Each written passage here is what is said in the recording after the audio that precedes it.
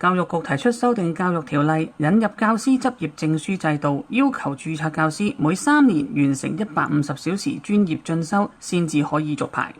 呢個建議並非單係教師專業自身水平嘅問題，更加係提升香港教育質素、助力構建香港國際教育樞紐重要一步。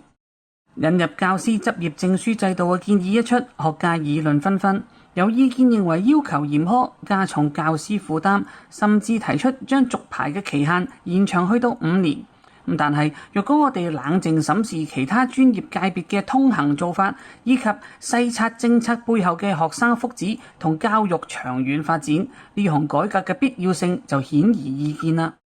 喺香港專業註冊制度之下，定期續牌同埋持續進修絕對唔係新鮮嘅事物。律師每年需完成唔少於15小時嘅持續專業發展，專科醫生每3年就需要取得90分嘅進修學分，中醫、護士、會計師、工程師、測量師等嘅專業職系都設有嚴謹嘅續牌同埋進修要求。呢啲界別嘅專業團體同埋註冊組織有呢啲咁樣嘅要求，絕對係不足為奇。因為大家都深知知識日新月異，社會日益複雜。若果固步自封、裹足不前，受影響嘅唔單止係從業者嘅自身，更加係依賴佢服務嘅客戶、病人同埋受助人。師者，所以傳道授業解惑也。教師呢一個專業肩負立德樹人、培育下一代嘅重要使命，影響面之廣，某程度上較其他專業更加係有過之而無不及。教師唔進修，耽誤嘅係整代學生，甚至係整個社會嘅前途。既然係咁，要求教師嘅專業發展要求，至少要同其他專業睇齊，絕對不為過。事實上，教育局現行政策早已經要求教師每3年完成150小時嘅專業發展，當中30小時係核心培訓範疇，包括教師專業角色、價值觀及操守，以及本地、國家及國際教育議題2大範疇嘅專業發展課程或者活動。香港直接資助學校議會副主席陳迪安更明確指出，現時嘅要求係軟指標，教師參與交流團、研討會、教師發展日，甚至校內共同備課，均可計入時數，絕非難以達標嘅任務。我認為問題並非要求太高，而係過去唔少人只係抱住做到就做，甚至跑數心態，將軟指標轉化為硬指標，正係將專業發展從選擇性參與提升去到專業責任嘅合理高度。值得肯定嘅係，政府喺推行改革嘅同時，已經充分考慮前線教師嘅實際困難。教育局局長蔡若蓮多次強調，150小時並非要求教師連續咁樣完成。舉例子，若果某一年數學或者 AI 與數學教育出現咗新發展，教師透過聽課了解最新課程，亦都屬於專業發展嘅一部分。教師可以喺某啲年份先累積較多嘅時數，其他年份再相對放鬆。重點在於有計劃，並且配合自身發展時間表同埋學校發展需要而推進。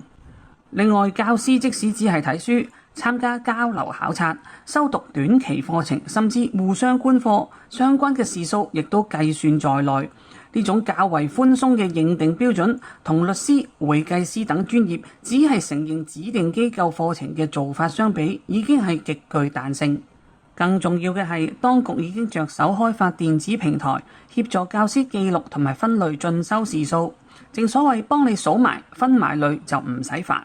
教育局嘅做法並唔係敷衍支持，而係切實回應學界嘅憂慮。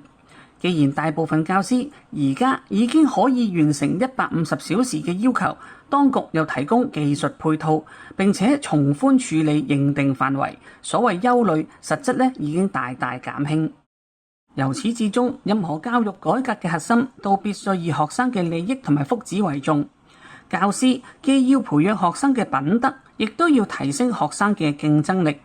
要求教師持續進修，絕非為咗增加關卡，而係為咗確保站在講台上嘅每一個教育工作者都具備回應時代需要嘅能力。就以當今熱議嘅人工智能 AI 為例，AI 技術正以前所未有嘅速度顛覆各行各業。教育界亦都唔例外。教師若果對 AI 一無所知，咁點樣可以引導學生善用工具，辨別信息真偽？又點樣將 AI 融入課堂，提升學與教嘅效能？已經執教多年嘅教師，若果冇制度推動，又係唔係有足夠嘅動力主動學習呢啲陌生嘅新技術呢？持續進修嘅要求，淨係要打破一本教科書教足幾十年嘅心態，咁等教師成為終身學習嘅示範。咁更何況教育嘅終極使命係培養人才，為社會投資未來。特區政府銳意將香港發展成為國際教育樞紐，打造留學香港品牌。境外學生慕名而嚟，唔單止着眼於大學嘅師資同埋設施，更重視整體學習環境同埋研究氛圍。要提升呢啲咁樣嘅軟實力呢，優質嘅大學生係不可或缺嘅一環。本地大學生嘅水平越高，越能夠促進大學嘅學術同埋研究環境，呢個係毋庸置疑嘅。然而，大學生嘅質素並唔係始於大學，中小學教育正係培育未來優秀大學生嘅搖籃。中小學教師嘅專業水平，從根本上影響住整個教育鏈嘅成果。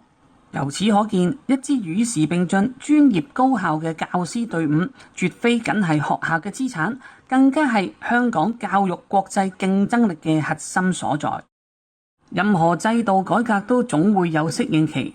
1年過渡期、電子平台支援、放寬培訓時數嘅認定等嘅安排，足見當局聆聽業界聲音嘅誠意。我認為改革唔能夠因為少數唔支持嘅聲音而卻步，專業標準更加唔能夠為咗遷就個別從業者而妥協。教師工作以生命影響生命，佢嘅專業責任唔應該止於嗰張入職聘書。引入執業證書註冊制度，係對教師專業地位嘅肯定，更加係對下一代負責。與其糾結於3年續牌太短，又或者係150小時進修太多，咁不如多花心神，主動增強教師團隊嘅能力，等佢哋以新技能、新思維裝備每一個學生，協助莘莘學子迎接未來嘅挑戰。